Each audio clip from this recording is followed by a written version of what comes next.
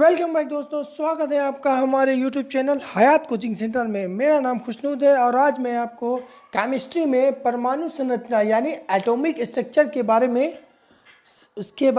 में सभी important question पर हल करेंगे। तो चलिए शुरू करते हैं। आज का पहला सवाल है कि पदार्थ का परमाणु सिद्धांत किसने प्रतिपादित किया। ठीक है, तो ऑप्शन देख लेते हैं। आपका ऑप्शन है आपका अवोगाद्रो ने, ऑप्शन बी है आपका डाल्टन ने, ऑप्शन सी है आपका न्यूटन ने, ऑप्शन डी है पास्कल ने। ठीक है, तो इसका राइट आंसर जो होगा वो क्या होगा? डाल्टन। परमाणु सिद्धांत किसने दिया? जॉन डाल्टन ने। ठीक है, अवोगाद्रो ने मॉल की कितनी पार्टिकल से मिलकर एक मॉल बनता है वो बताया। तो इसके अवोगाद्रो संख्या कितनी है? 6.02210⁻23 इसकी अवोगाद्रो मोल संख्या होती है। ठीक है, और न्यूटन ने गति का नियम दिया था। ठीक है, अब पास्कल ने प्रेशर यानी दाब का नियम। ठीक है, नेक्स्ट क्वेश्चन देखते हैं। आपका क्वेश्चन कह रहा है आपका रदरफोर्ड का परिकिरणन प्रयोग किसकी पुष्टि करता है। ठीक है, तो रदरफोर्ड ने परिकिरणन प्रयोग किया था, वो किस पर किया था? अल्फा कणों से किया था। किस पर? एटॉमिक यानी एटम पर, यानी एक परमाणु पर। परमाणु के नाभिक में कौन कौन होता है? पहले स्ट्रक्चर जानते हैं। नाभिक कौन कौन होता है? नाभिक में आपका न्यूट्रॉन होता है प्लस प्रोटॉन होता है। ठीक है, और नाभिक के बाहर जो ये ऊपरी सतह है उसमें कौन होता है? ये आपका क्या होता है? इलेक्ट्रॉन। यानी ई सबका मान देखते हैं। इलेक्ट्रॉन होता है निगेटिव, प्रोटॉन होता है पॉजिटिव, और न्यूट्रॉन जो होता है वो उदासीन होता है, ना ही निगेटिव होता है ना ही पॉजिटिव होता है। ठीक है, ये स्ट्रक्चर है इसका। केंद्र में कौन कौन होता है? न्यूट्रॉन और प्रोटॉन, और इन दोनों के योग से यानी जोड़ से क्या बनता है? द्रव्यमान या फिर भार। एटॉमिक भार पूछ ले या एटॉमिक द्रव्यमान पूछे तो क्या बोलेगा? इन दोनों को जोड़ के जो आएगा वो। और प्रोटॉन की संख्या बराबर क्या होता है? परमाणु की संख्या। ये ठीक है, जान लेते हैं। तो चलिए क्या किया था इसने? रदरफोर्ड ने परिकिरणन का प्रयोग किस लिए किया था? तो परमाणु के ऊपर अल्फा किरणों को भेजा गया। तो यहाँ से जब भेजा तो जब केंद्र से जाते हैं तो कुछ किरणें रिटर्न आई। तो इससे पता चला कि परमाणु के नाभिक में मॉलिक्यूल्स हैं जो यानी कि पॉजिटिव किरणें इसमें है, लेकिन इस पॉजिटिव किरणें का नाम जो प्रोटॉन है वो इसने नहीं रखा, इसलिए। तो चलिए ऑप्शन देख लेते हैं। आप कह रहा है सभी पदार्थों के परमाणुओं की, तो ऑप्शन बी में है परमाणुओं के इलेक्ट्रॉनों की, ऑप्शन सी में क्या है? परमाणु के न्यूट्रॉनों की। ठीक है, यहाँ ऑप्शन डी में क्या आपका? परमाणु के नाभिक की। तो उसने किस पर किया था? नाभिक पर किया था। अल्फा किरणें कहाँ भेज देते हैं? अल्फा किरणें पॉजिटिव किरणें होती है। ठीक है, अल्फा पॉजिटिव होती है, बीटा निगेटिव होती है, और गामा उदासीन होता है। ठीक है, कोई दिक्कत नहीं। तो अल्फा किरणों को भेजा गया था, तो इन नाभिक में ही रिसर्च किया था। तो ये कौन सा रिसर्च था? परिकिरणन का प्रयोग कहाँ किया था? नाभिक पर। तो परमाणु के नाभिक में। ठीक है, ऑप्शन डी। चलिए नेक्स्ट क्वेश्चन देखते हैं। आपका परमाणु के 3 मूल अवयव है। अभी बताया आपको परमाणु के 3 मूल अवयव कौन कौन है?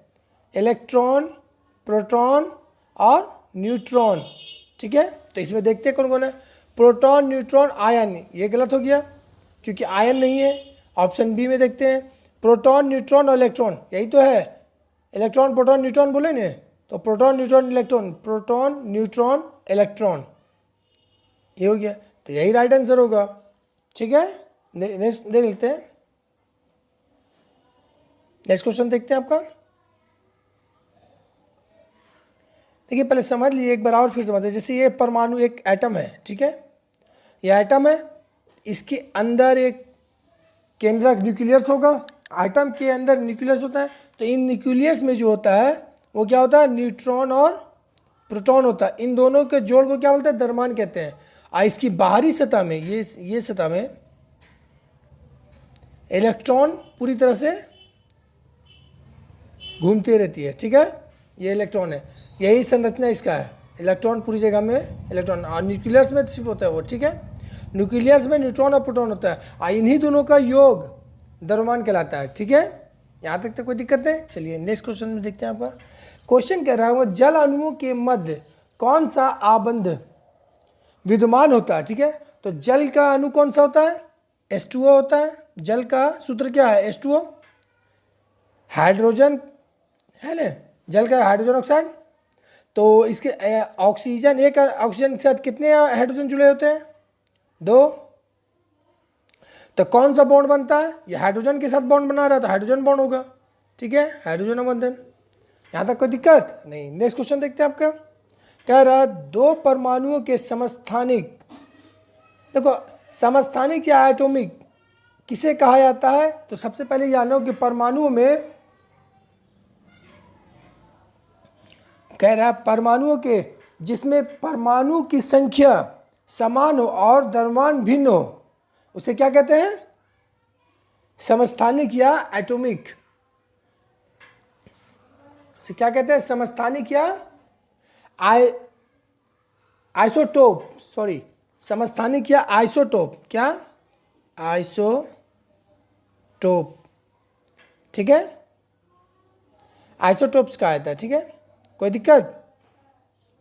तो जो द्रव्यमान में परमाणुओं की संख्या, या फिर परमाणु की संख्या बोलते हैं, या फिर क्या बोलते हैं? प्रोटॉनों की संख्या,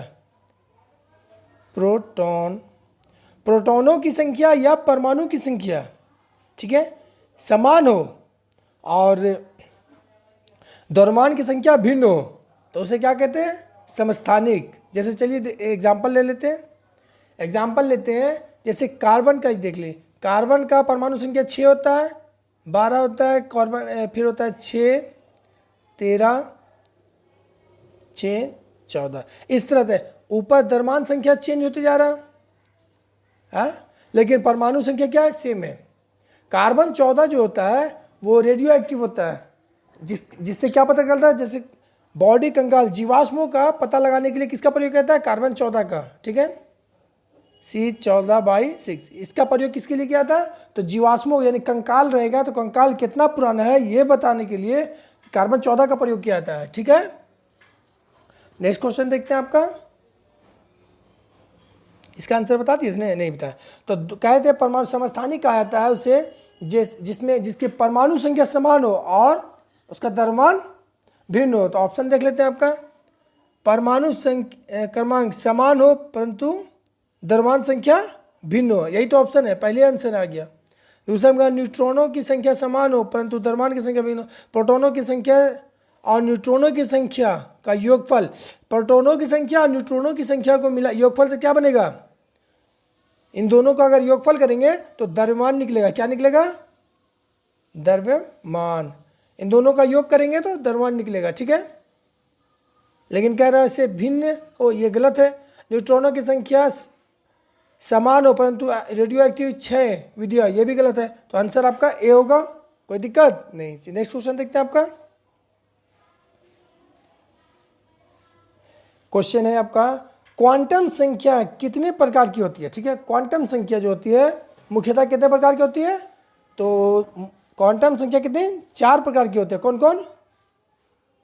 KLMN, ठीक है, ये 4 प्रकार की क्वांटम संख्या होती है, KLMN, ठीक है। और किस तरह से होती है?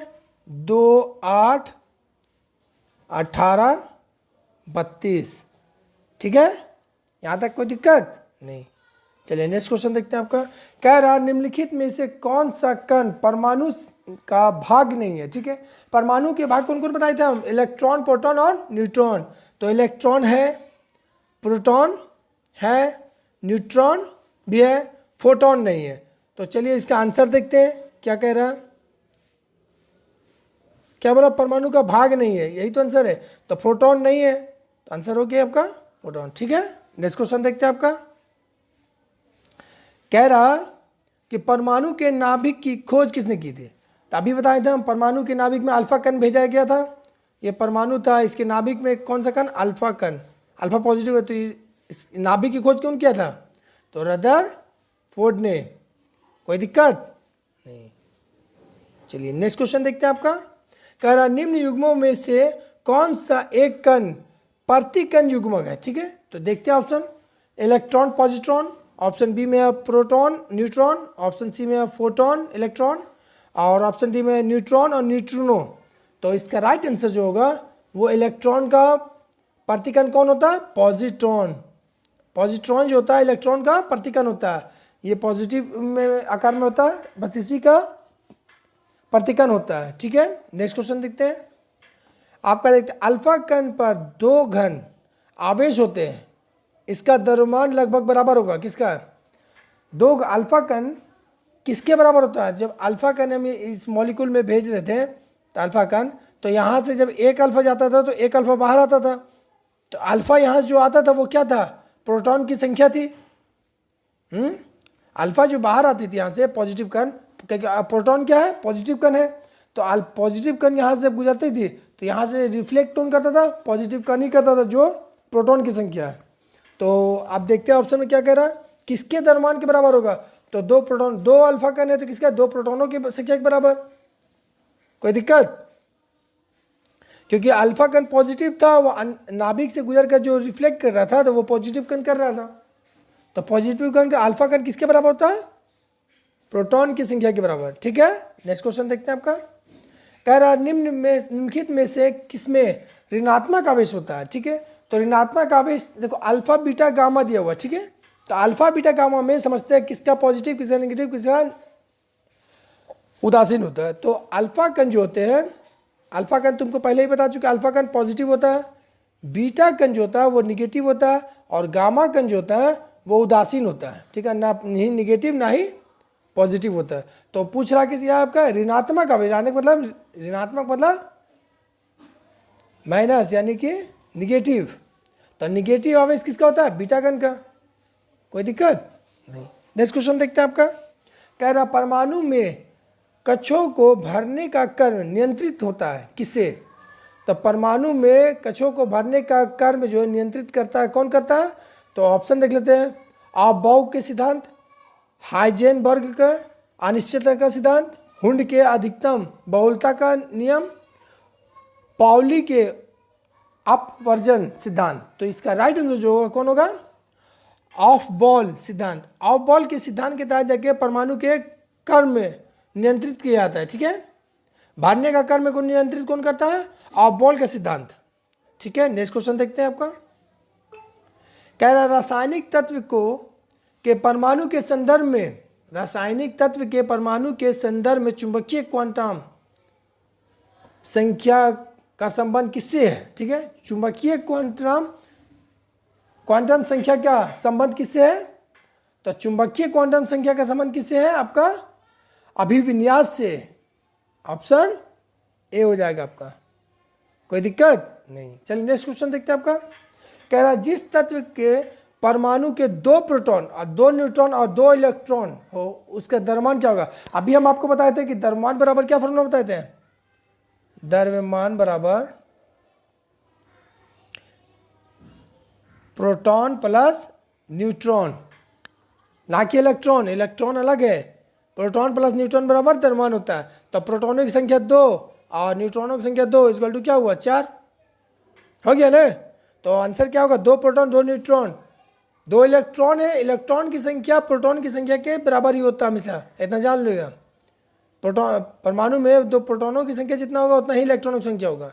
तो इसलिए यहाँ पर जोड़ना क्या है आपको, न्यूट्रॉन और प्रोटॉन। न्यूट्रॉन और प्रोटॉन के जोड़कर क्या बनेगा, द्रव्यमान। तो द्रव्यमान कितना, 2 और 2 4, ऑप्शन बी। कोई दिक्कत नहीं। चलिए नेक्स्ट क्वेश्चन देखते हैं आपका। कह रहा चक्रण क्वांटम संख्या में कितने मान संभव है। तो चक्रण क्वांटम संख्या में मुख्यतः 2 मान संभव होते हैं, एक पॉजिटिव में एक निगेटिव में। ठीक है, ऑप्शन बी। नेक्स्ट क्वेश्चन देखते हैं आपका।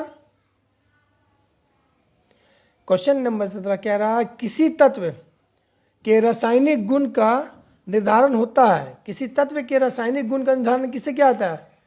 तो किसी तत्व के रासायनिक गुण का निर्धारण उस तत्व के इलेक्ट्रॉनों की संख्या, बाहम कक्षा में इलेक्ट्रॉनों की संख्या जो होती है उससे निर्धारित किया जाता है कि कितना बाहम कक्षा में कितना इलेक्ट्रॉन उसका बाहर है, तो उसी हिसाब से उसका अम्लीय है कि क्षारीय है कि मेटल है कि नॉन मेटल है, उसका पता किससे चलता है?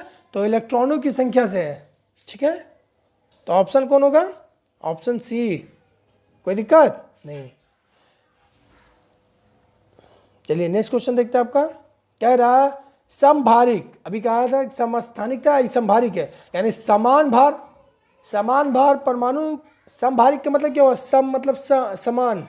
ठीक है, समभारिक,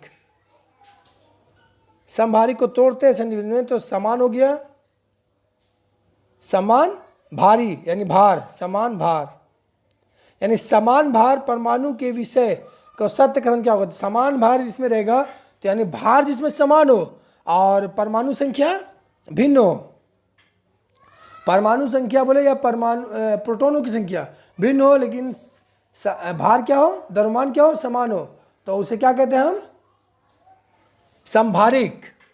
ठीक है, तो ऑप्शन देख लेते हैं। द्रव्यमान संख्या समान हो किंतु परमाणु संख्या भिन्न होती है, तो यही तो आंसर ही दिखा रहा है। द्रव्यमान संख्या समान तथा परमाणु संख्या भिन्न होती है, उसे क्या कहते हैं? समभारिक।